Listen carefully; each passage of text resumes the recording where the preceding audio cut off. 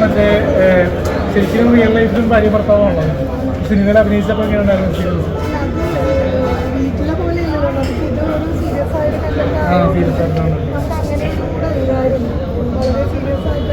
നമ്മള് കണ്ടപ്പോഴേ ഗദ്ദാമേലൊക്കെ ആവശ്യിച്ചതിനെ പോലെയൊക്കെ തോന്നുന്നു. ഇനി ആ സിനിമയിൽ ഉണ്ടാവോ? കുറെ നാളുകൾക്ക് ശേഷമാണ് ചേച്ചിനെ കാണുന്നത്. കാരണം ഞങ്ങളൊക്കെ 90 കിഡ്സാണ്. ആ സമയം കൊണ്ട് ചേച്ചിനെ കാണുന്നുണ്ട്. പഴയ പടം പോയപ്പോൾ മനുഷ്യന് പോണില്ല.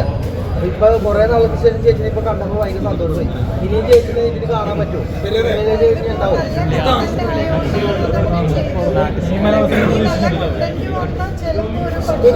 കണ്ണാടിക്കടവത്തല്ലേ നിങ്ങൾ ജോഡിയായിട്ട് കണ്ണാടിക്കടവത്ത് പണ്ടത്തെ പടം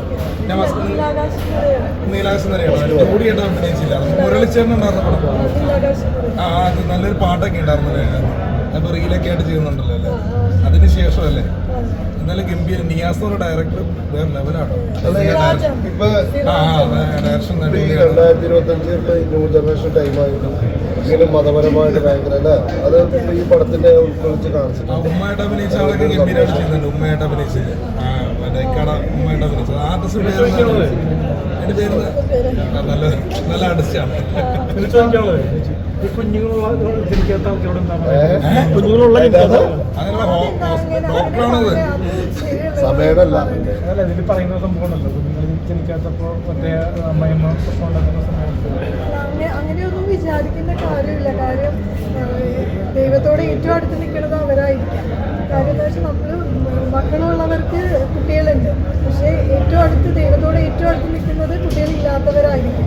അപ്പോൾ അവർക്ക് അത്രയും ദൈവത്തിന്റെ സപ്പോർട്ട് അപ്പൊ അവർക്ക് ഈശ്വരന്റെ സപ്പോർട്ട് കൂടുതലായി. അപ്പൊ ആ ഒരു കാര്യം പറഞ്ഞില്ലേ, നമ്മുടെ സമൂഹത്തിൽ ഞങ്ങൾ മുസൽമാനാണ്. നമ്മുടെ സമൂഹത്തിൽ നടക്കുന്ന ഏറ്റവും വലിയ പ്രശ്നം എന്ന് പറയുന്നത് മക്കളില്ലാത്തവരെ ഇപ്പൊ നമ്മൾ സിനിമയിൽ തന്നെ പറയുന്നുണ്ട് മച്ചി എന്നൊരു വാക്ക് അതൊക്കെ ഭയങ്കര മോശം തന്നെ അല്ലെ? അതിപ്പോ ഈ സിനിമയിൽ നമുക്ക് എടുത്ത് കാണിച്ചു. അതെ ഫാമിലി മൂവി തന്നെയാണ്. അപ്പൊ ഇനി തുടർച്ചയായിട്ട് അഭിനയം ഉണ്ടാവും. അങ്ങനെയല്ല, ഇത് നിങ്ങൾ കണ്ടുള്ള മൂവി കണ്ടില്ലേ? കണ്ടന്റ് നല്ലതാണ്. പിന്നെ നമുക്കത് വായിച്ചപ്പോൾ അത്രയും നല്ലതായിട്ട് തോന്നിയോണ്ട് ചെയ്തെന്നുള്ളൂ. ഇനി അത്രയും നല്ല കണ്ടന്റ് വരാ അതൊന്നും നടക്കുന്ന കാര്യമല്ല.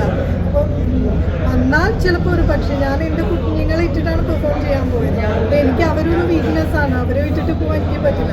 അപ്പം അവരെ വെച്ചുകൊണ്ട് അത്രയും നല്ല സബ്ജക്റ്റ് വന്നുകൊണ്ടാണ് ഞാനത് എടുത്തത് തന്നെ. അല്ലെങ്കിൽ ഞാനത് ചെയ്യുപോലുമില്ല. നവാസ്ക്ക് അങ്ങനെ ഒരുപാട് സിനിമകളൊന്നും ചെയ്തിട്ടില്ല. ആരുടെ ചാൻസ് ചോദിക്കാറില്ല എന്നാണ് ഇന്റർവ്യൂ പറഞ്ഞു കേട്ടാണ്. എന്താണ് ഈ സിനിമയിൽ പെട്ടെന്ന് നായകനൊക്കെ ആയിട്ട്? അങ്ങനെയൊന്നുമില്ല. ഫീൽഡിൽ എവിടെയാണെങ്കിലും നിൽക്കുന്നുണ്ട്. ആൾ സ്റ്റേജിലാണേലും സിംഗറായിട്ടാണേലും ഒക്കെ എവിടെയെങ്കിലും ഒക്കെ ഉണ്ട്. അപ്പോൾ എവിടെയെങ്കിലുമൊക്കെ നിന്ന് നമുക്ക് ജീവിച്ചു പോകാം. അത്രേ ഉള്ളൂ. അതാണ് സ്റ്റേജ് പ്രോഗ്രാമാണ് കൂടുതലും പുള്ളി ആൾക്ക് ഇഷ്ടം. അഭിനയിക്കാനാണോ നവാസ്ക്ക് ഇഷ്ടം? നവാസ്ക്ക് ഇഷ്ടം സ്റ്റേജ് പ്രോഗ്രാമാണോ അതോ അഭിനയിക്കാനാണോ? എല്ലാം ഒരുപോലെ എൻജോയ് ചെയ്യുന്ന ഒരാളാണ്. ഒരുപോലെയാണ് എൻജോയ് ചെയ്യുന്നത്. നവാസ്ക്കാർക്ക് ഇത് ചോദിച്ചാലും ഇത് തന്നെ പറയും.